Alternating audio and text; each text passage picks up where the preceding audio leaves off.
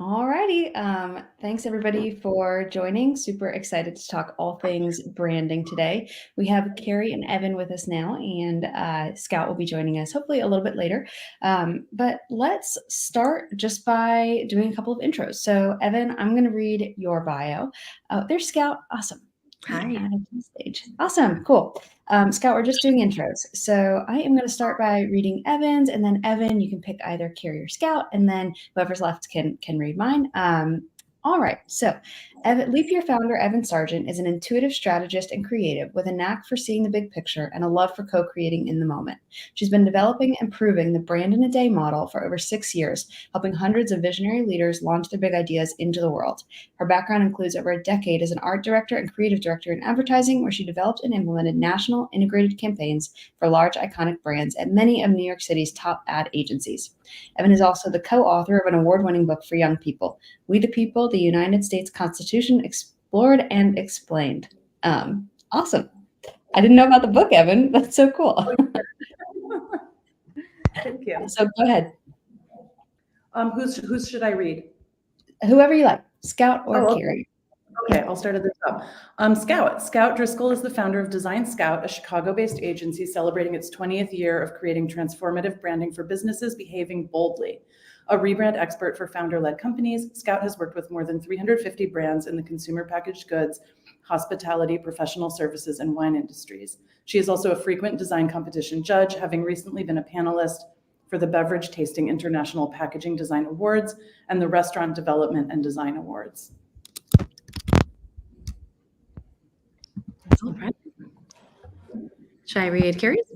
Yeah, that sounds great. Carrie, I'm going to butcher your last name. I'm sorry. No worries. Carrie Seconder is a founder of Butter Studio, a brand and digital firm spurring growth and shifting culture through design. She's developed campaigns in digital design, art direction, and brand identity for a wide range of companies, including Nike, Puma, Viacom, and Morgan's Hotel Group. Her work has been exhibited in galleries from Paris to Los Angeles and featured in Hypebae, AGIA's Eye on Design, and It's Nice That, amongst others, and has won awards from Fast Company, Communication Arts, and Awards. I love that one. Anyway, she splits her time between Berlin and New York, and I am very envious of that. Thank you. I will try to match your beautiful presentation voice there. That sounded very melodic. Kinsey Wolf is a growth marketing strategist and fractional CMO for future-focused technology companies. She specializes in sustainable, scalable marketing strategies that build momentum and put your company on the map. Her thought leadership has been recognized by partners and publications like Forbes, NASDAQ, and Buffer. Thank you so much. So I'm really, really excited to talk about branding. In marketing land, I often see the impact of phenomenal branding and not so phenomenal branding. And it's one of those areas that I'm sure you can attest to. It feels like there's a lot of misunderstanding around what branding actually is and the value that it provides. And I can say that, being a little bit further down the funnel, great branding has such a phenomenal impact on a company's growth. And I don't think it always gets that credit. So I'm definitely biased, but I'm really looking forward to talking about it with people who are a lot more educated in this space than I am. So this will be a really free-flowing conversation. If anybody has questions, just drop them in the chat. I'll be paying attention to that. But we're going to talk a little bit from a high level around what is branding, how do you measure it, and then how do you find the right branding partner and think about how to approach that partner. So let's jump in with this kind of big question: what is branding? And I'm just going to pass it, to the three of you experts, and anybody who wants to jump in first, please do. We have plenty of time for everybody to speak on every single question if they want to. So what is branding for somebody who doesn't really know? Great question. I can go. Okay, I can go. So I've actually been thinking about this a lot lately, and I've been even trying to listen to podcasts and hear how people, because there's a million different ways that people talk about branding, and you can talk about it at a very tactical level, and you can talk about it at a very esoteric level, which I am a nerd about. But then my business and my focus on branding is to simplify it and make it very tactical and doable. So one thing I heard recently, which is more to the esoteric side, is the idea that branding it's not a thing. It lives in the minds and hearts of your customers. And so it's the impression that they have of you, wherever they got that. That's to the more esoteric end, but I really like it. So that's what I'll share for now. Yeah. I love that, Evan. I think, for us, we're always trying to remind people that branding is not, of course, it's not just your logo. And I think anyone listening to this talk is here to find out how it's not just your logo. But it's really emotion, right? Branding is how you feel.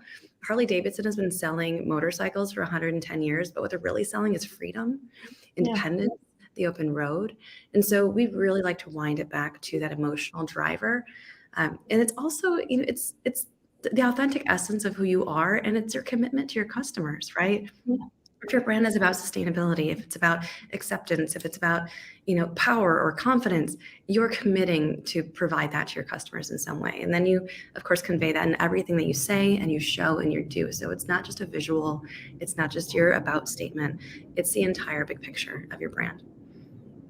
Yeah, and I would just add to both of those points that it's really a tool for communication. So it's how you communicate the story of who you are and what you stand for in a way that will speak to your target audience. So just as like another type of aesthetic expression, be it visual, sound, verbal, written, like the way you choose to dress, or the music you listen to as an individual, the types of things that speak to who you are as a person, the same type of aesthetics can speak to who a company is and help communicate the message that you want to get across to your audience. Totally. I always say that, people read design faster than words, and everyone reads design, right? From a visual perspective. But working with the branding team, we speak it and we have to know what we're saying. And so to me, the real essence of brand is what we're saying through your design. And if you don't know what your brand is saying, you don't have a brand. You have a logo. That's so true. Yeah, I was gonna say like similar, but almost the flip side to that. I've been thinking lately about how if you don't have a brand, or say you didn't invest in branding and do it intentionally, you have a brand anyway, and it's probably not what you want it to be. So you're giving it, if the brand is the emotion and the impression that you're giving is your brand. And so that could be, way off from what you actually need it to be, and to be able to own that and craft it is so important. Yeah, great Absolutely. I sometimes, when people ask me like what branding is as a marketer, I try to say like it's the bridge between what you believe you stand for and how your audience is going to understand what you stand for. Because there's so much, you have all touched on this idea, there's such a big potential gap between what you have internally and what other people's impression of you as a company might be. And effective branding helps crystallize that and make it something that other people can really understand and like emotionally connect to. And I love both of I think Scout and Evan, you both spoke about it in different ways. Like you, you don't, if you don't have a clearly defined sense of what your brand is, other people are going to make that up for you, and you're not going to have any real say over it. I think that's a really nice segue into like, why is branding valuable? We've touched on it, but y'all work in this space, and I would love to hear, maybe experiences that you've had with clients, like a before and after, or any other perspective on the true value of branding. Yeah, I can start kind of segueing from what Scout was talking about, how it all starts with emotion. It's all really emotion. I love, there's one statistic, I can't remember where it's from, but 90% of decisions are based on emotion. So if people are making their decisions based on emotion, even if they don't realize they're doing it, branding is an opportunity to help you connect with them emotionally. And so a lot of value comes out of that, because if you're able to connect with people emotionally and that's how they're making decisions, then that's really influencing their purchasing decisions or whatever your target is to attain with your end customer. And we've seen there's like all these statistics out there about like the big companies and how their rebrands and stuff have influenced the business. From our end at Butter, we've had like various experiences. Some are more qualitative, anecdotal. Like we did a rebrand for a VC company, and the feedback was people finally understand what we do. Like people finally understand who we are. And then others, we've been able to actually track some success metrics. So like one client, their sales consultancy, their sales actually went up by 3x after in the 6 months after the rebrand. So it's kind of a nebulous thing, and I think a lot of the times people are like, I know I need this, but I don't know exactly why, and I don't know what it'll really do for me. But at the end of the day, it's really just like, if you know who your audience is and you know what they care about, it helps you connect with them emotionally and influence how they think about your company. Totally. Yeah, that's one. Oh, sorry. I just know one of Scout's case studies from having spoken with her about it. So I don't. Do you know which one I'm talking about? My favorite one. I think maybe your favorite one. Over a cold. Yeah, I mean, so I could definitely tee us up with a case study, but before I dive into that, I just want to know real quickly that the value of branding, it's different, and there's 3 different categories I like to break it into, right? Branding is super valuable for your customers, your team, and then you as a stakeholder, whether you're a marketing lead or a founder. When you think about your customers, it's all about that opportunity to convey your brand's value or culture in the in the blink of an eye. Like really instantly allowing people to look at your brand and say, oh, that's for people like me, whatever that is. And your team, it's all about culture, right? And it's codifying that culture, it's inspiring that culture in your team and making them feel so proud of your brand. And then for stakeholders, founders, marketing leads, it's about confidence. A great brand's value is giving you the confidence that you're making the right choices for your brand. And I work with almost entirely founder-driven brands. And I will tell you that confidence is priceless because it is so often, and even internally, I do this with myself. You feel like you're walking through the forest with a blindfold. You're like, how am I making the right marketing choices? What's going to give me best ROI? But having a great brand allows you to say, well, we're all about this. And, and that allows you to make great choices with confidence. And one of the ways that we worked with the client that really kind of checked all those boxes was we worked with an amazing restaurant here in Chicago. It's a falafel and shawarma fast food place. They've been in business for 10 years, and they were kind of afraid of brand. They didn't really understand how to communicate any of their values within their 4 walls. Their restaurants were very Spartan. They had a logo, but it was written in like a faux Hebrew font. Their name is Ben Yehuda, which is the play off of Ben Yehuda Street in Israel. And his name's Benji. So they're like, Benji Yehuda, that's cool. Yeah. And they had a hard to pronounce name. They had a tagline that said urban street food. They had stores that had no brand or presence. And they hired us to actually maybe even rename their company. They were like, we get it. People don't get it. And we were like, yes, I can't even remember this to Google it. Like, I am not someone who's familiar with that name. So who knows? And then we did our discovery with them, and we realized it's a counterculture brand, and that these guys were never going to be the next Naf Naf Grill or Roti, and that they needed to lean into a personality they could walk around in every single day. This is an Anthony Bourdain brand, right? This is a brand for people who are okay with being a little counterculture. So we said, oh, counterculture brand, call it whatever you want. We kept the name. We surrounded their brand with this like very like counterculture, punk rock, skate culture, hip hop culture, rock and roll kind of vibe. And we immediately had them start selling Liquid Death because it just made so much sense. By giving them a brand that they felt confident walking around in, by giving them messaging that made sense, and by giving people downtown Chicago a place where they could actually be kind of edgy on their lunch break, we were able to increase their sales by 40% in store, online, and catering orders. So that kind of bump to me is, it's a great feather in our cap, but what tells me is that in 10 years, they left 40% of their revenue on the table. So ask yourself, what am I leaving on the table by not having great brand? Mm-hmm. Totally. Evan, I know you had something to say and I interrupted you, so sorry.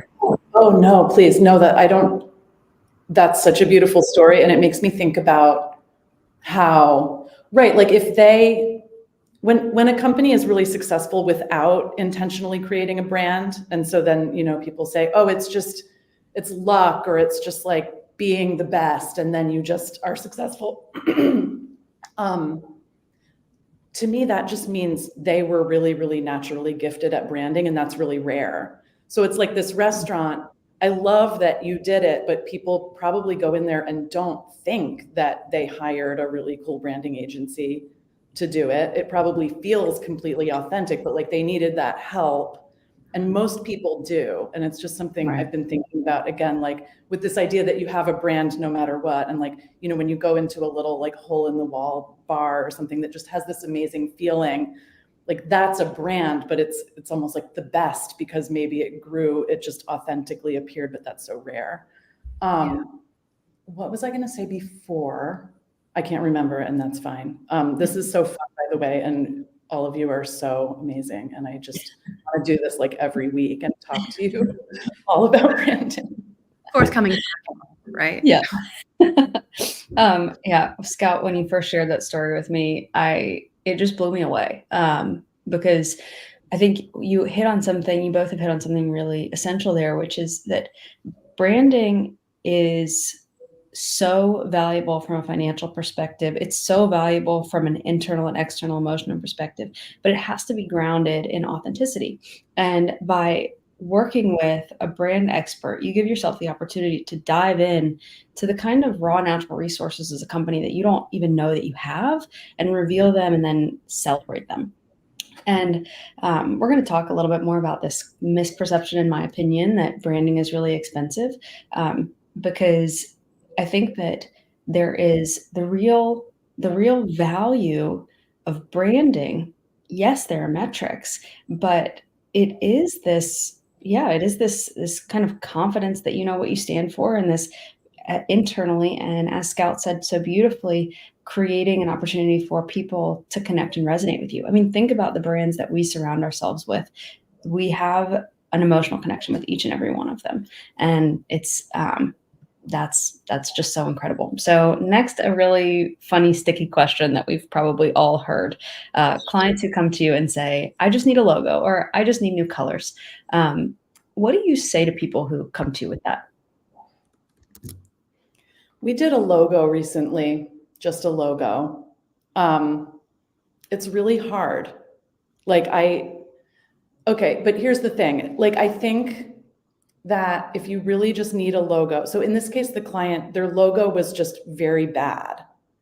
And it was a former client from another company had gone into her family business, and they were not ready to invest in branding.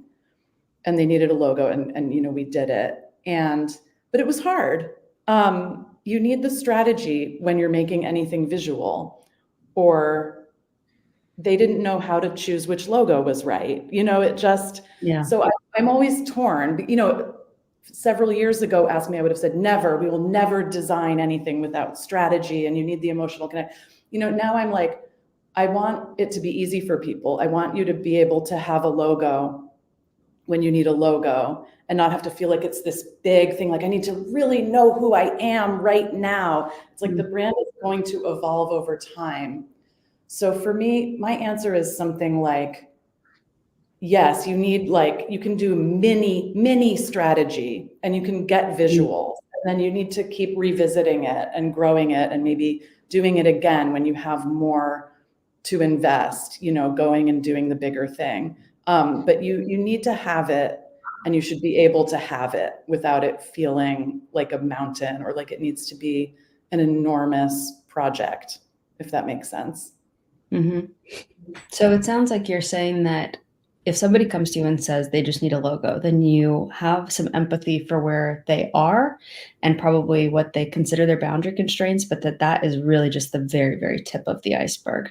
Does that sound accurate? Absolutely. Yeah, it's the very, very, yeah. I don't know that I would do it again. If someone said, please just do a logo, it's very hard. You do need, just to even do design work, you need strategy, you need to have those conversations. And then, of course, yes, the brand. If you need a brand, it's much, much more than the logo. And actually, quickly, I remembered what I was going to say before, which is sort of relevant here, which is that at Leap Year, how we work in terms of just the value of branding is we actually very much overlap with the business model. So we go way into pricing, and I don't know about you all too, but everything that creates an impression is brand for us. So we go into pricing and how you present your offerings and what you sell and how that's differentiated. And so it really can change a business. We can go in and say, you should change up what you're selling or how you're presenting it. So that is so different from a logo and is very much part of brand, in my opinion. Yeah, we should remember to come back to that when we talk about how to choose a partner, because I feel like more of my work as a branding expert is actually more factional CMO work, or even everything. So there's a lot to lean into that. One thing I want to note too when it comes to just a logo is that if you don't have, or let me explain what I think probably the four of us are saying goes beyond just a logo, right? There's two ways about it. There's one, but I also need colors and typefaces and iconography and textures and photo approach and the way it all builds together and the blend. I mean, part of a brand is not just having components, but it is that balance of the full design. So we never do a logo without showing a lot of example projects in print, in digital, and experiential, so that you can really see how those pieces come together to build a brand. If you just have a brand standards and don't see how that brand is visually all coming together for a brand, you're getting like 10% of the work. I think the other part of it too is that if just a logo means that you're excluding brand strategy or positioning work, then you're making choices, A, based on your gut and not your head, and B, probably based on trend. And trendy logos don't tell your consumer anything about who you are other than I am relevant right now. And it is extremely easy to confuse your brand for others. I jokingly posted on LinkedIn the other day, I took screenshots of 6 major websites, and every single website, if you took off the logo, it could be the exact same website. That is a risk for brand. So if you can retype your name and it works, if you could put, Smith Company where your title is for your company and it works, you have trouble. You're just a logo isn't serving you. If you can put someone else's logo on your website and it works, and it could even be for a different service or, someone in a different region of the world, that's a problem. So just a logo doesn't affect change for all of those problems. It really leaves you very vulnerable. Yeah, fair. Yeah. I would add that too. And if somebody were to come to me and say, I just need a logo, I would dig into where they're actually at with the business and what their business goals are, because it really depends on the type of business, like how important the logo actually is versus maybe their investment would go farther if they put it into something else. So for example, I spoke with someone last week who was like, I really need to rename my business. And so I really need to rename my business and redo the logo. And I was like, what is making you think that? Because this is a photography business. And in my mind, the most important thing for them is their Instagram and their website, and the logo and the name are kind of irrelevant. And like, why would you risk losing all of your SEO with renaming? And she was like, oh, that's a really good point. I hadn't thought about that. And to speak to what Scout said earlier around the confidence piece, what I pulled out of her was that was really the issue. She was like, I don't feel like the name reflects the business, and I'm not excited about it. Like, I find it kind of embarrassing. And so I think that speaks to one value of branding that Scout brought up. And then also kind of like on this topic of I just need a logo, I think it's always worth digging in a little bit more to like ask to find out, what is the logo? What is your intention with the logo? What are you hoping it will do for the business? Because that might not be actually the biggest need.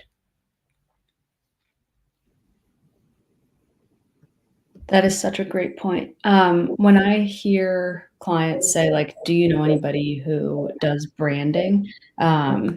Just one second.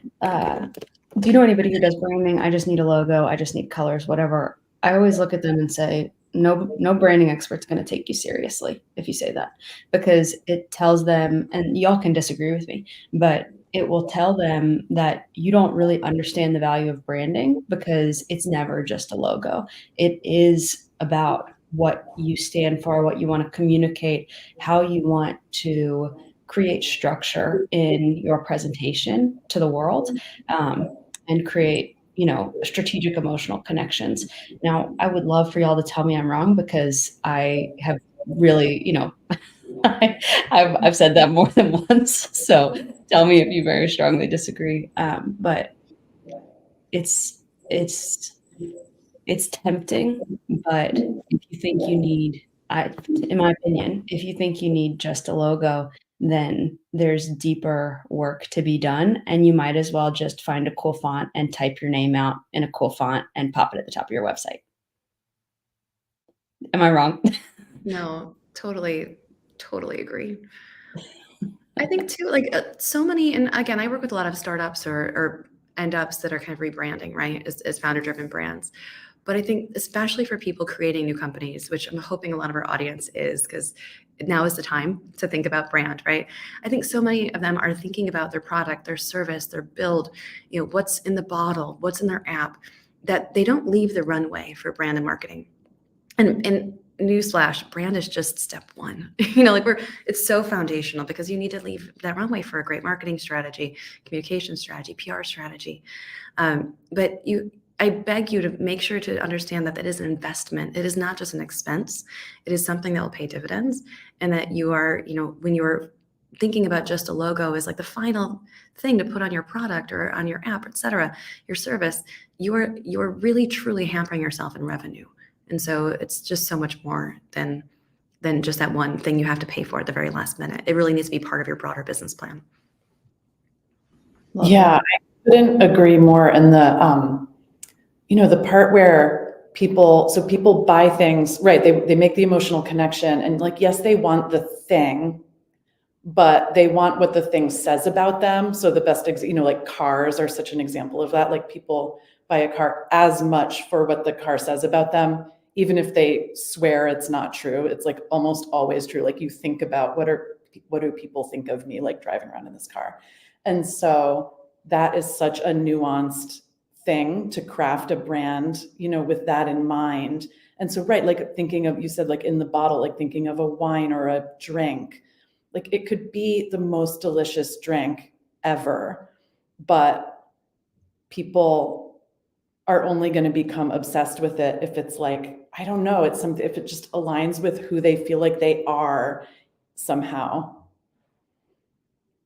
And it's really hard to do. And it's rare for people to just naturally have the ability to brand it correctly and make that connection. And, that's exciting when that happens, but most people need the help and need that strategy done with them.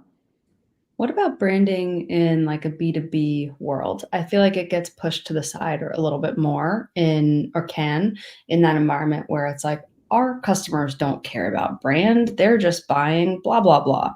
I think we all know that that's not quite true, but like, what do you say when somebody says that? Yeah, I would like about half of our clients are B2B. A lot of them are. And it's just as important. They're still selling something. They're running a business. So whether it's a consumer product or a service, I mean, they're still selling something. And it's still people that they're selling to who are making decisions in the exact same way. So I don't think it's really different. I think it's exactly the same. And in my experience with B2B companies, a lot of them do know that they need it. And I think there's one of the reasons I really like working in B2B is because there has in general been less effort put into branding. So I think there's more white space, more opportunity to stand out as compared to something like CPG, which is so oversaturated with super cool brands. So I think it can be pretty fun. But yeah, I mean, if I were to speak to a B2B leader about the importance of branding, I would say the same thing, like the same things we've been talking about here as I would for a consumer brand. I think in general too, I think B2B brands, or even, like a lot of service-based businesses also, they're so focused on getting 10% of everybody and not 100% of their 10%. And so we really work with B2B brands that are willing to stand out, and they're willing to, behave boldly, like really have that experience of being that outlier, because there's so much fear in corporate America of, not of alienating yourself. But I really invite people to please alienate yourself, because you're going to draw the perfect people for you to connect with. And I think also B2Bs forget that, like, if you think of human-centered design, right? There's not just a client for your B2B business. There are many generations of people buying and engaging with your product or service. There are people from different regions, different socioeconomic statuses, different backgrounds. And so if you encourage B2B businesses to think about your end user as a whole human with a whole life outside of just engaging with your brand, it really will then help you whittle down that differentiation that can be kind of elusive for businesses that work with other businesses. That's And I phenomenal. would say, yeah, I agree that it's right. It's almost exactly the same. I think one like slight difference between the two for me is, right, with a product, it might be that thing where right, like what are the things that I buy that like make me who I am? And then with B2B, there's a little bit more of a focus on like a problem, like like business owners and people in business have maybe like a desperate problem, or like a fear, or like they really need to be successful, and they really need, like, if you can solve their problem. So it's a little bit more about really communicating like the problem that we solve very clearly than that sort of overall impression feeling. And I remember even working like back in corporate on banks and stuff, and getting briefed on like business banking, and the brief being like, it has to have photographs of the business owners because business owners have to see photographs of business owners. And so you see B2B bank ads and it's always like business owners, and you're like, that's so lame. But forever, that's what's worked in that kind of advertising for whatever reason. It's like but it's still about being cool, and the business owner has to look really successful in the impression, but it's also like, this is going to be you with success standing in front of your shop, and like a little more tactical with B2B, I have found. That's a super important point too. And before we just move on to measuring, I think if a B2B brand if it looks like all the other ones, to Scout's earlier point, then you're not equipping your evangelists to be successful when they talk about your brand, because there's nothing memorable about it. And so it's not just about, your branding, your marketing, your sales, but it is actually at the very end of the funnel too, like how your customers feel about you. They are going to be the people who have the most contact with your brand. And if they feel great about it, but when they tell people it doesn't connect with anything to the other folks in the market, then it's just not. You can have the best thing in the world, but it's not going to have as much virality as it might otherwise. Maybe virality is the wrong word, but I think you get my point. Okay, so I'd love to talk a little bit about how you measure the success of a brand, and also what signals might show that a brand isn't working. I can talk a little bit about some of the KPIs I look for, and those are things like, social mentions or increase in branded search volume, that kind of stuff that we can see from a marketing perspective. But I'd love to hear from y'all, like what are some of the things that you recommend that your clients measure when they think about measuring the efficacy or even the ROI of their brand? I have sort of a weird thought that popped into my head, and I wonder what y'all think. I think that if your marketing is working, then your brand is good. And if your marketing is not working and you're trying a lot of things, and it's just like, I find that and that's why I actually don't do marketing unless we've done the brand. We only do marketing with clients we did their brand, because if there's a problem with the brand, then like marketing doesn't work, and you're changing tactics and all this stuff, and like the problem is at the brand level. Ooh, So that's my main measure. I'm sure I haven't found other ways to measure, but if you all have ways to measure, Scout, with your client, like increasing that does happen. Like a rebrand can absolutely like launch you into a new, revenue level and all that, but it's tough to measure. It really is. We I was got oh, sorry. I was saying, as to this question, there's the ROI idea of measurement. There's also like the how do you know if something is a good brand, right? And like so I was curious to think about that like ROI, but also like the merits of a good brand and like how do you measure whether or not your brand is good, right? A lot of people watching this probably have a brand and they're not sure how to know outside of those weird KPIs that, whether or not it's actually working, but also from a more subjective level, like, is it really apparent, like when you first look at your brand, exactly what you offer and why it's important at a glance? Like that's to me is a measure of a good brand. So I'm not sure if you want to get into that, Kinsey, or not, but that's kind of my take on that question. I'd love to pass it to Carrie, but I totally agree with you. Yeah, and I would just add too that like I think I love that you broke it down into these 3 pillars, Scout, because I think that the measurements could be applied to each one. So there's the sales metrics, like are sales increasing? Is it actually helping you grow as a business? Then there's like the internal culture, like is employee retention higher? How are employees feeling? What's the morale? Of course, it's like, I feel like with branding, there's always 1,000 other factors because it's really integrated into the business. So like, if your brand is amazing, but your product sucks, you're going to have a problem. So like, it is really hard to pull it out and say the brand is responsible for like this figure exactly because it's so integrated into everything else. And then, yeah, I agree. A lot of it is qualitative. And like that 3rd pillar, like, do I feel confident about it? Is that confidence helping me go out to investors or do whatever I need to do, hire better, like sleep at night, make better decisions about the business because I'm not stressed about this other thing and I can focus my energy on other things.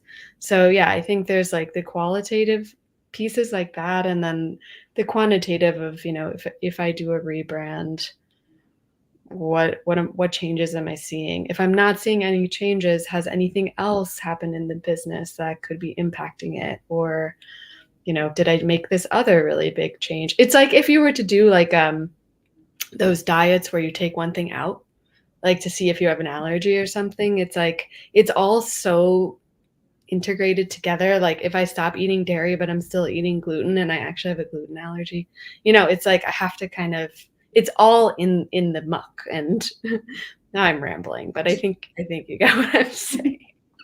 Definitely. And what do you think about like how do you tell if a brand isn't working?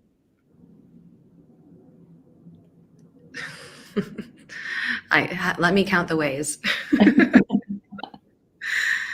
Yeah, I think that if a brand's not working, you look like your competitors, right? You're kind of mucking your way through any marketing opportunity, any investment pitch opportunity. Your website is generic and people get to the end of it and don't really understand what it is that makes you so different and better. So there's a lot of ways that a lukewarm brand is just not working for you. A great brand is doing the work for you. A great design is going to take an entire brand strategy that takes you 10 minutes to read and convey that the second you see it, whether that's 4 walls or on a website or on a package and a pitch deck to an investor. You need to, and I hate this word because I'm Gen X, but like you have to have a vibe that instantly lightning like radiates all of those things and leans into those design cues that are part of our broader culture, expertly. And I know we're going to talk a little about how to choose a great partner, but that's a big part of it. Like, again, like we speak design, we understand when you tell me like this product is sustainable, or even I'm not going to get on a tangent, but like I've been teaching my 5 and 9-year-old branding in the car because we have a long commute to school, and I'll point at signs and say, is that a good brand? Is that a bad brand? But I was telling them yesterday, like the sign marketing, a nice latte at Foxtrot, it was like hot pink and blue text, all caps, kind of fun looking. I was like, if that was the Jeep logo on the back of a Jeep, would you trust it? No, because that context, auto logos are streamlined and they're made of metal and they're, they have this like, really like cool look to them that you're used to as a consumer, saying like, that's what this represents that for me. So I think like choosing a partner who understands that is so critical. And if your brand doesn't automatically give those cues, it's not a great brand. It's kind of a faulty brand. It's not working for you. That's such a good point. Like, if you feel like you just don't have it together, like just really echoing what you said, Scout, about if you feel like you're mucking through and you don't really feel confident, like the confidence thing has come up again and again in this conversation, and it's just huge. If you feel like you don't kind of have it together with like, what is my business? Who are we? How do I talk about it? What's my pitch?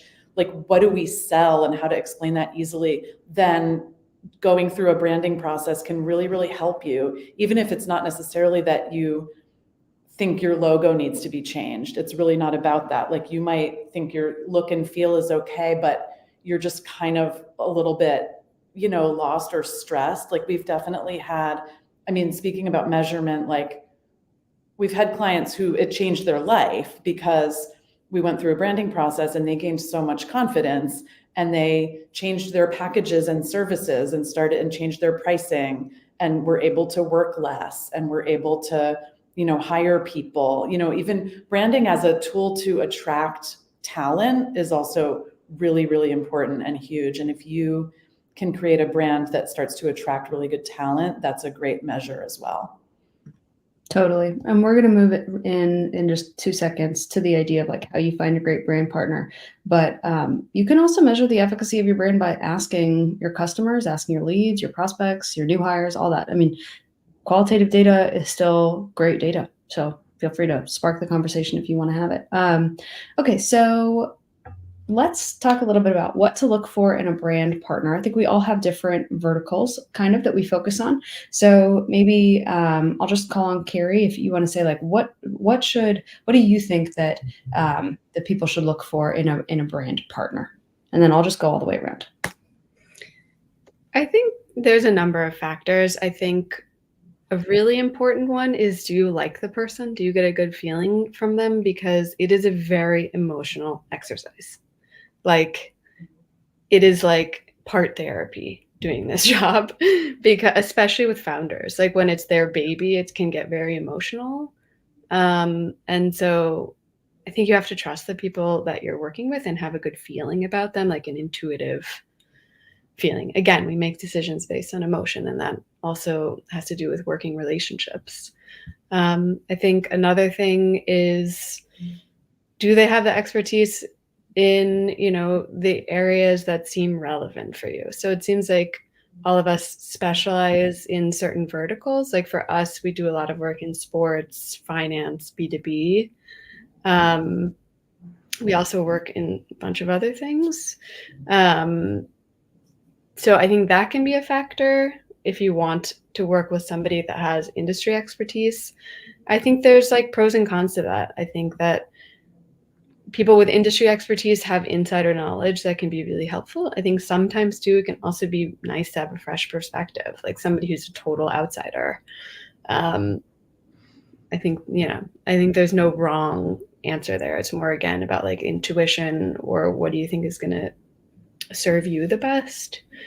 And then I would say, I think as our job as the branding experts, it's part of our role, like I was kind of talking about before when I talked about this person who thought they needed a new name, to help you figure out what you need. But if you do know you need something, like if you're sure you need a website, going with a design firm that is also an expert in web design is a good idea. Or like, if you know you need a video campaign, like finding people who have relationships in that area can be helpful to help, work with one partner from start to finish. Totally. Great points. Evan, do you want to go next? Yeah, I agree with all of that. I think the one thing I usually advise people not to go to an agency that works with one I'm sure there are exceptions to this, but the example is that there was a veterinarian that we were talking about, and she has her website with this like thing that only does websites for veterinarians, and they all look bad and look the same. So that can be a risk of just going to like a very specialized agency, and it feels so easy. It's like, oh, it's going to be so easy. They do all but you're not going to stand out. So if someone seems to be cranking out a formula that's all the same, I don't recommend that. But yeah, everything you said, Carrie. And then I would say a brand partner should have a process. You want like the brand partner to hold your hand through the process and not put a lot of work on you. So a lot, that happen, a lot of agencies will, or like a web design firms or something will go, okay, so we need all your content, all written, we need all this stuff from you. And that's totally fine, that's fine. But what I found is that, then it takes a really long time. Then you're like, oh wait, we were going to do a website, but now I need to go over here and hire a copywriter and da da da. I think that, I guess that's two answers. One, like that they're going to kind of do at least a certain holistic bundle of services all in one, and then also hold your hand through it. Like you said, Carrie, it's such an emotional process, like the strategic part, the thought partnership, and also just really guide you so that you as the client don't have to kind of be going like, hey, what's the update? Like, I haven't heard from you. You're sort of, they should be guiding it, be leading you so that you can actually enjoy it. You can do like the deep digging that gets emotional. You can feel really led and comfortable and enjoy it. Absolutely. Yeah. Everything you guys have said is so spot on. Just to build off that, Evan, I often joke that we're kind of like Queer Eye for businesses. Like, you should feel so supported and loved and taken care of. And it's going to be vulnerable. It's going to be hard, but we're going to spin you around in the mirror at the end of the day. And you're going to look in the mirror and say, I'm so beautiful, but it's so me. Like, it's always been here. It's been here the whole time. I just never saw it. So like finding someone who really has that specific process is really great. I totally agree, Evan. I want to also note that I think from a design perspective, and I think a lot of times people who want logos are often looking for designers. And it's so easy to look for a design firm that has a certain cool or a specific aesthetic. Like, they have one look in their design, and they're great at Instagram, and they've got a really cool vibe, and they've worked with tons of cool brands. But I encourage you to look for a firm that has a really, really varied aesthetic. And that's going to tell you that they're designing specifically to the correct look and feel for you and your brand and your customer, etc. So, while there's some really great cool kid designers out there, think about, someone who is really a chameleon, and not just in, overall aesthetics. Like, they do modern design, they do retro design, they do something that's very elevated or luxury, friendly, etc. But also think about, can they work with you on the full scope of your work? So as you were saying, Carrie, beyond brand, are they a full service studio? Do they have capabilities to help you? And if they don't, what is their team they can bring in for that? And then also too, a team that, one of the things I'm really proud of my studio is we don't have a ladder, that we don't have senior creative directors, et cetera. You're going to work directly with your designer on that project, with creative direction from me, of course. But like, it is really a very personal relationship with the person who is on your account. And that one person is the thought leader throughout your entire project. So having that consistency is really important. So ask who you'd be working with, ask how that team is built, ask about the structure. I try really hard to avoid that middlewoman, of my PR person or my marketing person, talk to their marketing person, their accounts person, and my accounts person. Look for efficiencies, right? And just like real actual humans without ego working on your work. Awesome. We are pretty much at time. We have a few minutes left, and I've got a couple questions here, but we've touched on them already. How to communicate with your partner. So, I just wanted to create a little bit of space. If any of the three of y'all want to share anything before we kind of wrap up, anything that feels like an idea that you wanted to touch on a little bit more. No pressure, but just wanted to open the floor in case. I think we just got a great question from Alexis, actually, saying, how do I get my company to understand the importance of investing in branding instead of relying on in-house? I can take a stab at that. I think that in-house design teams are not necessarily branding experts. Like, we've talked a lot about how branding is much more than a logo. It's much more than a graphic design system. It's really a full communication system for how you're communicating what the company stands for and how they serve your audience. So I think that's like the first thing I would ask, like, do you have branding experts in-house? And if not, it could make sense to bring in external branding experts.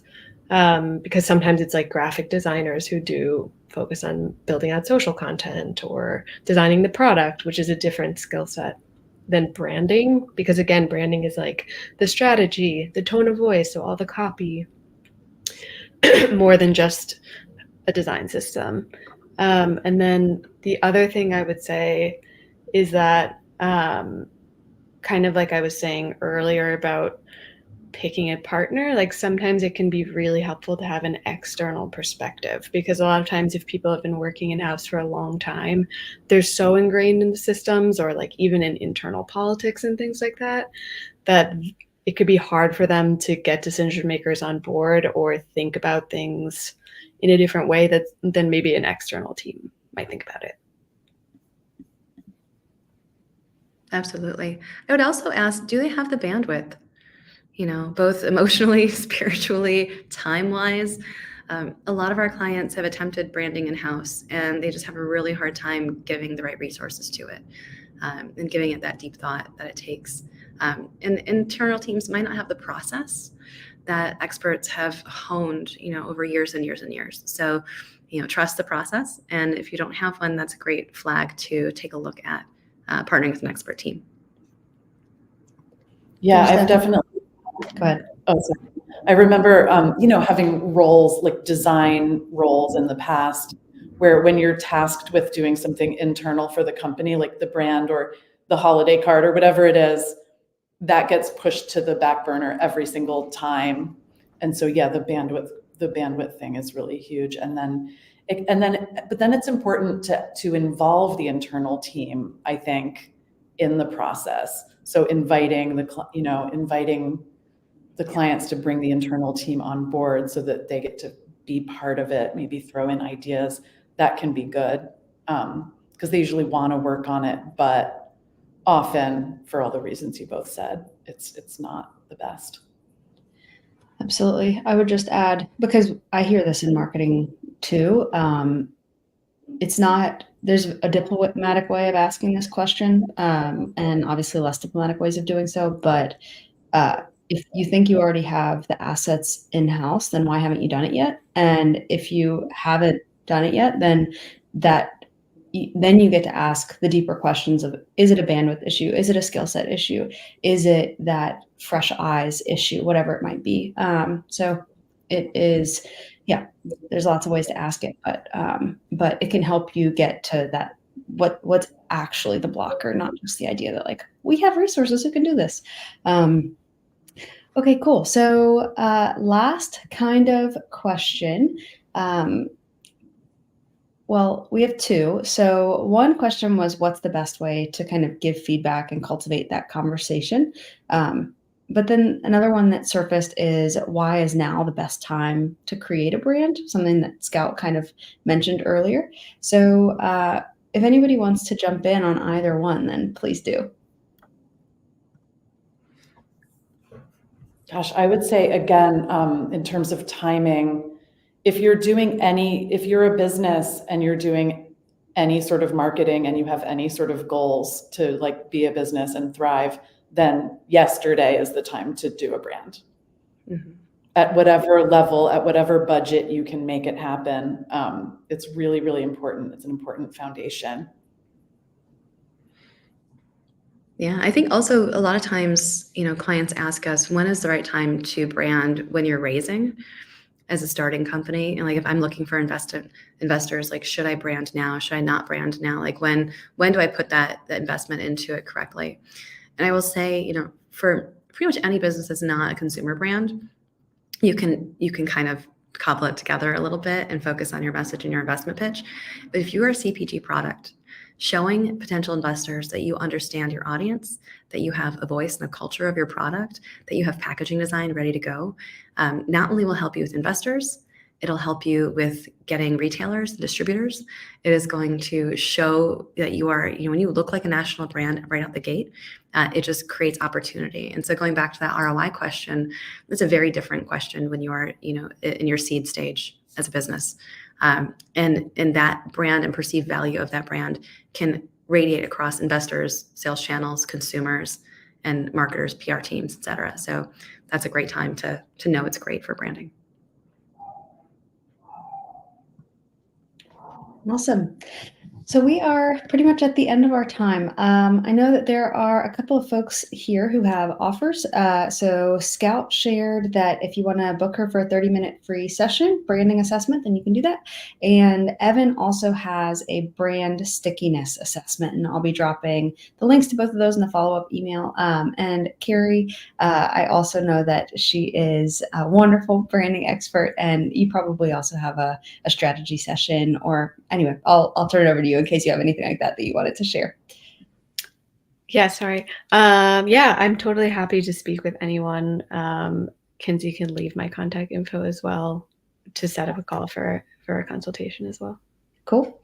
Yeah, so I just want to thank all three of you for bringing your wisdom, your expertise, and also your energy to have this conversation. It's a really important one, and it was joyfully a very fun one.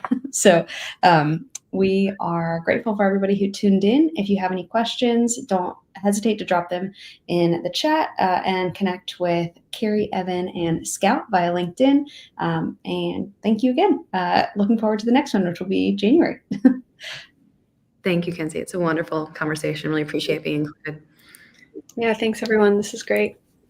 Thank you. Yeah, so great to connect with you all. Let's do it again.